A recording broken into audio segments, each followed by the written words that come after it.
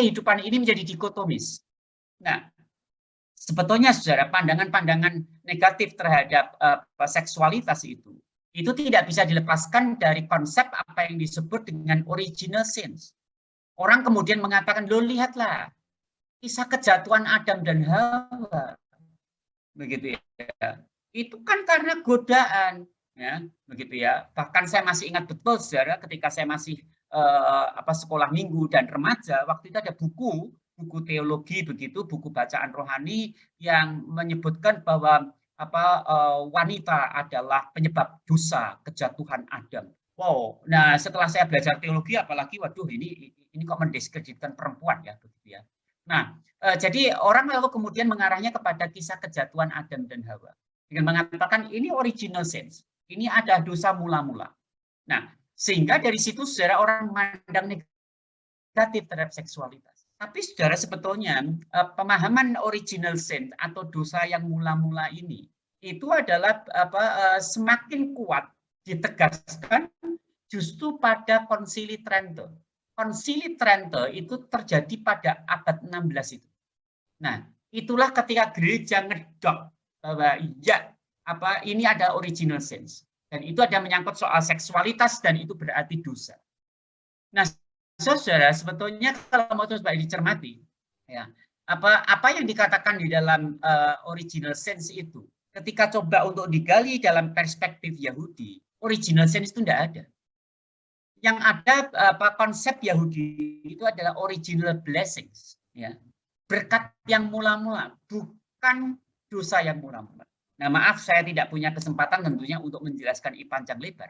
Nah, kalau begitu sebetulnya dogma ini dari mana, begitu kan? Nah, jelas itu karena penetapan dari gereja, dogma gereja di Konsili di Trento itu. Tetapi dampaknya apa? Ini memiliki dampak yang kuat, saudara. Terjadi gap antara di dalam diri kita, diri atau the self ini dengan seksualitas kita, ya. Maka saudara tidak heran kalau orang mengalami alienasi, orang mengalami keterasingan. Cobalah saudara, kita ini hidup di dalam budaya yang selalu memandang tabu, ya. Ya mungkin kalau yang generasi sekarang, orang tua sekarang mungkin agak berbeda. Tapi saya dibesarkan dalam generasi yang cobalah budaya kita tidak pernah kok menyebut penis itu penis, betul enggak? Di dalam budaya kita, apalagi kalau dalam budaya Jawa, ya, itu kan burungnya begitu ya. Nah, kenapa tidak mengatakan itu penis? Orang tua di Indonesia ini jarang sekali mengatakan menyebut apa yang semestinya. Itu dislamurke. Nah, sehingga orang menjadi mengalami akan apa yang disebut dengan alienasi, mengalami gap. Dengan siapa? Dengan dirinya sendiri. Nah, maka sejarah ini pertanyaan tadi saya. Kalau begitu alienasinya semacam apa? Sampai seperti apa? Kalau sebetulnya yang mana? I have a body, saya mempunyai tubuh, atau saya adalah tubuh. Seksualitas itu. Nah, saudara-saudara sekalian, jadi menurut saya kok yang perlu saya ingin mengajak teman-teman untuk melihat, kalau sampai terjadi alienasi, keterasingan, loh, kalau begitu kan seolah-olah bahwa tubuh kita, seksualitas kita itu menjadi seksualitas yang bukan lagi menjadi berkat. Contoh, gambar yang di pojok ini loh, ya, gambar yang di pojok ini. Coba, kalau Anda coba cermati, saudara, gambar di pojok ini. Ini adalah gambar ketika si Jonathan ini ya, Jonathan ini menang, lalu kemudian dia meluapkan kesukacitaannya, lalu kemudian dia berekspresi seperti ini dan kemudian ditangkap oleh kamera. Tapi coba cermati, apa yang muncul di Facebook waktu itu? Wah, saya membaca tuh ngeri. Ternyata komentarnya ibu-ibu ya, perempuan, cewek-cewek ini juga tidak kalah dahsyatnya dengan cowok-cowok begitu ya, ternyata. Lalu kemudian sampai kemudian ketika itu rame, lalu kemudian sempat dari saudara seberang kita mengatakan, wah itu harusnya dibuat semacam peraturan kayak fatwa, nggak boleh itu membuka itu di depan publik. Lah, saya terus terang sebagai orang yang mendalami seksualitas, saya tuh sangat sedih gitu loh melihat komentar-komentar semacam itu. Ya, loh, kenapa apa yang salah sih begitu ya dengan Jojo ini melepas pakaiannya, dia shirtless. Menurut saya mungkin akan menjadi sangat tidak etis ketika dia telanjang. Tetapi dia ini shirtless loh. Begitu ya. Nah, ini yang menjadi satu hal yang bagi saya, kenapa begitu? Seolah-olah tubuhnya itu menjadi sesuatu yang negatif. Nah, maka saudara, saya justru ingin mengajak, marilah kita coba lihat tentang apa yang disebut dengan original blessing. Ya. Ini perlu dibangun untuk apa? Untuk membangun satu perspektif yang baru tentang apa yang disebut dengan teologi tubuh. Ya.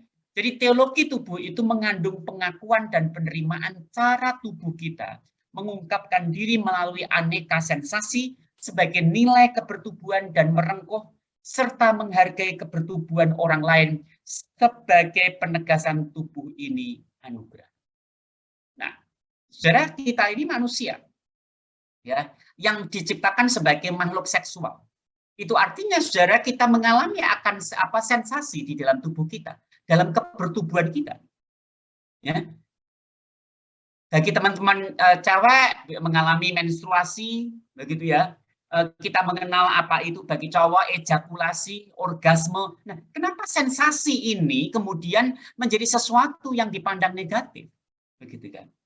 Nah, ini yang justru teologi tubuh mau mengajak untuk mari kembalilah, begitu loh. Apa yang salah dengan itu semua, begitu kan? Ya. Nah, ini yang menurut saya perlu coba untuk dilihat. Teologi tubuh, cermati saudara, bukan berawal dari dogma original sin, melainkan berangkat dari pengalaman konkret kebertubuhan kita sebagai anugerah, sebagai original blessing, sebagai relasi, dalam hal apa? Membangun relasi, ya, relasi kita dengan orang lain. Contoh misalnya saudara, kalau Anda tertarik dengan orang lain, begitu ya. Nah, apa sih yang salah? Kalau mengatakan, wih, ganteng ya cowok itu, wih, cantik ya, seksi cewek itu. Ketika Anda melihat terkesan, apa salah untuk berkesan? Nah, ini menurut saya seringkali terdistorsi, seolah-olah sensasi yang bisa kita temukan, ketertarikan, mengagumi itu sebagai satu dosa. Nah, coba bayangkan, pertanyaan saya, kenapa itu dipandang dosa? Loh, kita ini makhluk seksual kok. Nah, kalau kita tidak bisa memiliki pendapat, tidak memiliki perasaan semacam itu, oh, jangan-jangan Anda dan saya ini bukan lagi manusia. Anda dan saya ini pohon pisang. Ya kan? Nah, maka saudara sekalian, mari kita coba melihat tentang apa yang disebut dengan original blessing. Bahwa kita sebagai manusia yang diciptakan oleh Allah ini dengan keberadaan sebagai makhluk seksual. Begitu ya. Ada organ-organ tubuh, ada hormon di dalam diri kita. Begitu. Nah, maka saudara, kalau original sense itu berangkat dari dogma gereja yang mengatakan bahwa lo lihat tuh Adam dan Hawa itu jatuh ke dalam dosa lalu ditariknya ke seksualitas. Nah, teologi tubuh justru mengajak kita berpikir secara teologis adalah original blessing. Tuhan mengatakan, menciptakan ketika semua sudah tercipta, apa yang Tuhan katakan? Tuhan melihat bahwa semuanya itu baik. Itu artinya manusia dengan kebertubuhannya adalah baik. Nah, maka saudara, pengalaman sebagai manusia itu menjadi pengalaman bersama dengan Allah. Yang mana pengalaman bersama Allah? Berbagai pengalaman fisik, yaitu berarti proses pertumbuhan kita, ya, mulai dari proses janin terus berkembang sampai kita bertumbuh sebagai pemuda sekarang dan menuju kepada masa tua. Lalu kemudian pengalaman kita berkeringat, kalau kita olahraga, pelumasan, menstruasi, ejakulasi, ya, buang air kecil atau air besar dan sebagainya, baik sehat maupun sakit, itu semua harus kita lihat sebagai wahana untuk mengalami bersama dengan Allah. Pengalaman bersama dengan Allah itu tidak hanya di gereja, tidak hanya melalui PA, melalui Zoom saat ini. Tapi pengalaman-pengalaman kita dengan pengalaman seksualitas kita, itu juga harus dilihat sebagai pengalaman bersama dengan Allah. Ya. Jadi saudara, ini yang perlu coba dilihat. Kalau saudara sebagai pemudi, saudara bisa menstruasi, saya tahu persis bahwa orang yang menstruasi itu boleh dikatakan 1001 macam, karena ada yang sampai kesakitan harus bed rest. Tapi juga perlu dilihat bahwa itu adalah anugerah Allah. Jujur saya kurang setuju ketika pendapat dalam budaya Jawa, karena saya dibesarkan dalam budaya Jawa, yang selalu mengatakan bahwa orang yang lagi menstruasi itu, ibu saya bisa mengatakan, oh dia lagi kotoran. Seolah-olah bahwa itu darah kotor begitu. Betul begitu. Ini kan menurut saya adalah stigma yang sudah negatif. Ya, saudara, saya di rumah karena saya tidak menikah, saya tidak punya anak, tetapi saya punya keponakan ya, keponakan saya 3 di rumah, yang satu rumah dengan saya, dan keponakan saya yang paling besar itu sekarang SMA kelas 2. Nah, kami mendidik bersama ya dengan papa mamanya, dan ketika saya diberitahu mamanya kalau dia menstruasi, maka saya sebagai Pak D-nya, saya ngomong ke dia, "Selamat ya, kamu sekarang sudah menjadi seorang gadis. Kamu harus bersyukur kalau kamu menstruasi, itu tandanya itu rahmat Tuhan bagi." Saya mau mengajak kepada dia berpemikiran bahwa menstruasi itu bukan sesuatu yang negatif. Itu bukan sesuatu yang menjijikkan, itu bukan sesuatu yang tabu. No, itu bagian daripada justru pengalaman bersama dengan Allah. Ya. Nah, ini saudara yang menurut saya perlu untuk coba dilihat. Gitu.